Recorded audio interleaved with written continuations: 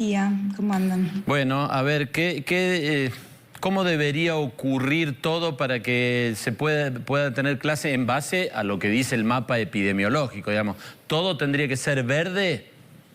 No, eso era la primera aclaración que les iba a hacer, que es el semáforo epidemiológico, es un criterio del Consejo Federal de Educación, del Gobierno Nacional. Es un criterio que habilita a los municipios para después tomar la decisión. Entonces, en algunos casos lo que estamos viendo es un semáforo verde que habilita al municipio y después el municipio decide no retomar. Pero la otra cosa que les iba a aclarar, si ustedes ven en el informe, no hace falta, son 3 indicadores, pero no hace falta que los 3 indicadores tengan un color verde para que el semáforo dé verde. Vos podés tener una combinación de algunos verdes, algunos amarillos, incluso podés tener un indicador rojo y así todo no estar en el semáforo rojo. El semáforo verde habilita clases presenciales, el semáforo amarillo habilita actividades de revinculación y el semáforo rojo no habilita nada. Pero es importante aclarar eso, que no hace falta que esté todo el camino allanado y que esté totalmente verde. Sí, esto, si les puedo compartir la pantalla, está en la página 6. Sí. Ahora, el otro punto sería, lo que hoy está verde, mañana puede estar amarillo o puede estar rojo, dependiendo de otros factores que por ahí no se pueden tener en cuenta al principio. Cayó una persona de no sé dónde o pasó otra cosa. No, es dinámico, se mide semana a semana el semáforo. En teoría, semana a semana, o sea, uno puede tener una habilitación y después tiene que cerrar. Es así como está funcionando en el mundo. Digamos, las escuelas comienzan en algunas ciudades y frente a situaciones de brotes se puede decidir, los intendentes deciden en algunos momentos específicos cerrar las escuelas y tener un receso y después retoman. Y es dinámico porque obviamente que por los próximos meses, bastantes meses, vamos a estar yendo y viniendo con esto. Claro, ahí viene el punto, porque ese dinamismo, ¿cómo se da, digamos? Es muy ciclotímico, muy que baja y sube con periodos, con frecuencias cortas, porque si no, es muy difícil pensar en retomar las clases y vamos a tener que estar abriendo y cerrando, una semana abro, otra semana cierro, un mes, ¿no? No, por ahora no. Por ahora la mayoría de los municipios, primero que hay muchísimos municipios en verde directamente, en donde por distintas combinaciones, porque nunca se satura uno de los indicadores es el porcentaje de ocupación de camas en UTI. No hace falta tener una transmisión nula. Uno puede tener 3 o 4 condiciones que hacen que ese municipio esté en verde, aunque haya casos, o que esté en amarillo. Entonces las actividades de revinculación se pueden retomar. La mayoría de los municipios que entraron en el semáforo amarillo y comenzaron las actividades de revinculación no salieron del semáforo amarillo. Y de salir solo saldrían para el verde, por cómo se ve la tendencia, no hacia el rojo. Por supuesto que esto puede cambiar y todo el mundo está atento a lo que pueda pasar el año que viene con una posible segunda ola. Lo que pasa es que el argumento que nosotros tenemos es, habiendo perdido un año lectivo entero, no se puede accionar hoy frente a una posibilidad de una segunda ola y no hacer nada, tener las escuelas cerradas y esperar. ¿Y hay una manera, hay alguna forma de proteger a las escuelas, una especie, no me gusta la palabra, pero ya se usó tanto y a algunas no le fue bien, pero en una burbuja, independientemente de lo que pase en el resto de la comunidad? Es decir, ¿hay alguna forma de ir a clase de manera segura, más allá de lo que ocurra en la comunidad? ¿En el resto de la comunidad? Por supuesto. Eso está pasando en los municipios, en las ciudades que están retomando las actividades de revinculación. Se están haciendo con burbujas porque esos son los protocolos del Ministerio Nacional. Burbujas de, por lo que entiendo, un máximo de 9, al aire libre, con tapabocas. Las actividades terminan siendo cortas por una cuestión de infraestructura edilicia, porque tienen que tener tanto espacio libre para meter tantas burbujas, y si de un aula de una sola camada de chicos tienen que hacer 3 o 4 burbujas, obviamente los tiempos no dan. Entonces, la siguiente discusión es cómo, si nos mantenemos con estos protocolos, cuántas veces por semana los chicos pueden ir a clase. En algunos casos una sola, en otras escuelas están diciendo directamente no pueden ir, porque frente a esos protocolos no tienen cómo resolverlo. Son tantas burbujas que no hay cómo armar ese rompecabezas. No les alcanza ni los recursos humanos, ni la infraestructura edilicia. Guadalupe, en general, Perdón, en general en el mundo, ¿cuál es la estadística respecto de los contagios que se producen en las escuelas? Porque los datos que yo tengo, que he visto, es que no son muy altos, que no es la escuela una fuente de mucho peligro para el contagio respecto de otras, obviamente. Exactamente, ese es el consenso en el mundo hoy, que los brotes comunitarios no tienen que ver con brotes de las escuelas. Hay una infinidad de estudios al respecto. Ahora los padres en la ciudad de Nueva York están empujando para la reapertura de las escuelas públicas que se habían cerrado hace un par de semanas, demostrando justamente que estadísticamente los brotes comunitarios no responden a los brotes en las escuelas.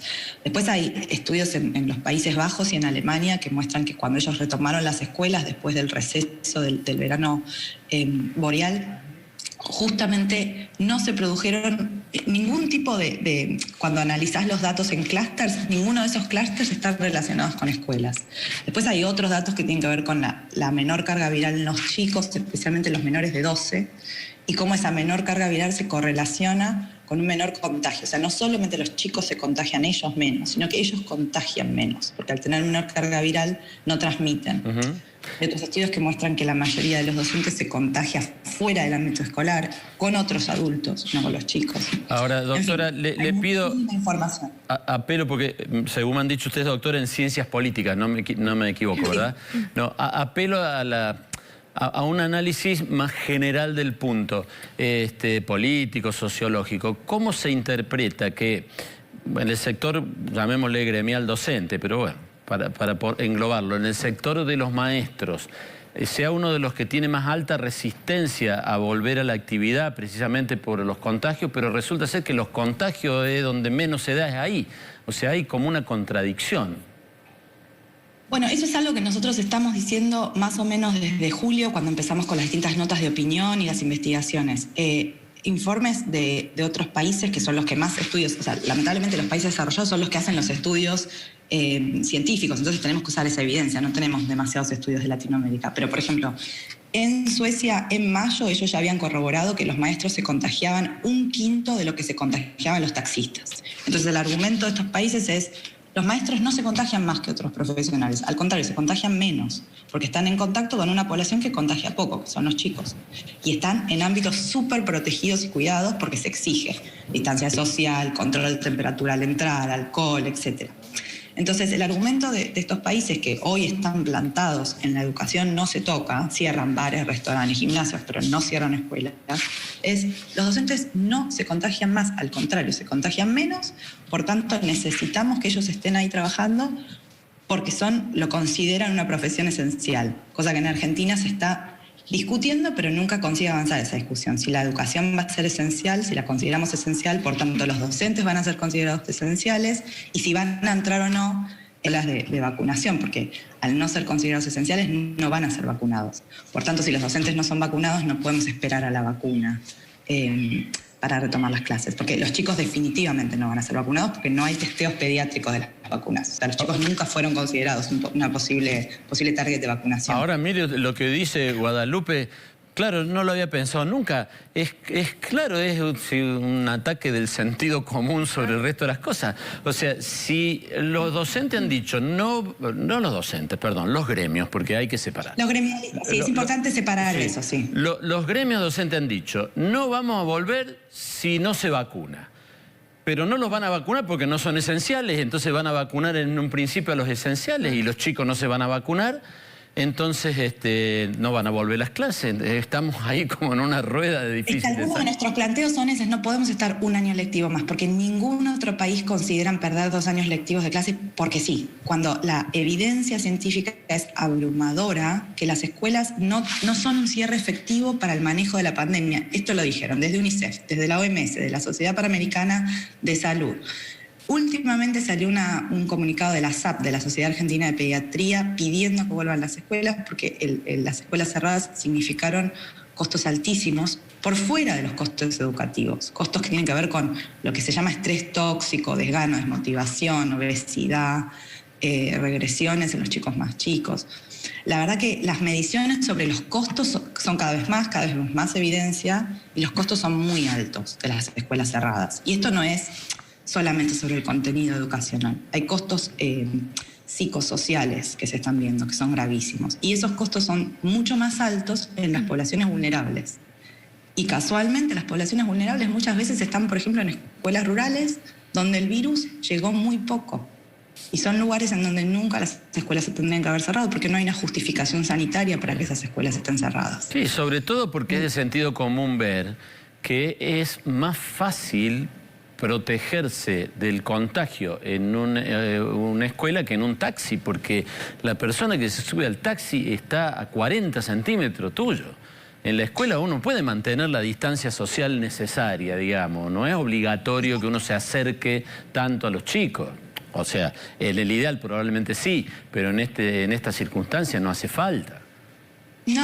Y eso están demostrando en el mundo. Están demostrando que los contagios en los hogares se producen por los adultos que salen a trabajar, no por los chicos que salen a las escuelas. Esto lo dijo Angela Merkel, pidió por favor que los padres sigan mandando a sus hijos a las escuelas a pesar de la segunda ola, a pesar de que les está pidiendo que se cuiden en otros aspectos, les está pidiendo que manden a los chicos a la escuela. Y una cosa que también dijo Angela Merkel, que se empezó a tomar en otros países, es la idea de la escuela como una aliada sanitaria, como un centro de detección temprana. Porque es un lugar donde uno puede tener un manejo de la pandemia. Tenés un caso y podés asociar rápidamente el rastreo, y detección significa contención temprana. Cerrás una burbuja y podés seguir a los contactos de esa persona. Eso te lo permite la escuela. En otros ámbitos, los contagios son más esporádicos, es más difícil la detección. Guadalupe, muchas gracias, muy amable.